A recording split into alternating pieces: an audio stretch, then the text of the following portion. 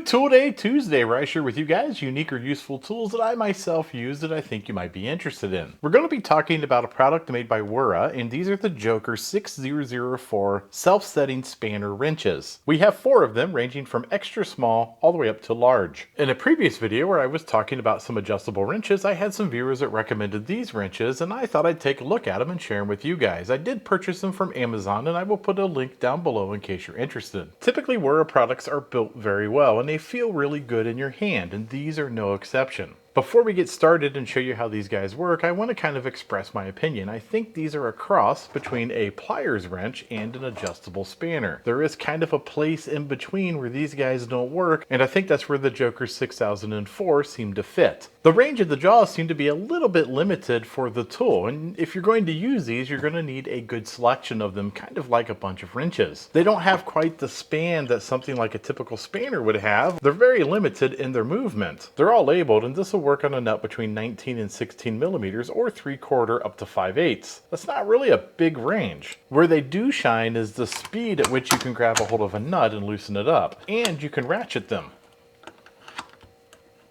They have a place that your thumb comfortably fits that makes it really easy if you do need to open them up to get them onto that bolt or nut. And one feature that I find a little odd is the fact that it has these points, and you're supposed to be able to grab a hold of the points of the bolt or nut and use it. And albeit it does grip on very well, but typically those are the first thing you round off when you're struggling with a bolt. I do suspect because of the design, if you do grab a hold of a bolt or a nut where the corners are still good, it probably won't strip them because, again, as you tighten up on it, it just keeps getting tighter and tighter. If you compare them to a set of wrench pliers, they're very similar in the way they operate. The jaws stay parallel as you're using them, and I would guess if you were to take a look inside, you would find they operate very similar to a pair of wrench pliers. So what are my thoughts? Well, I'm not quite sold.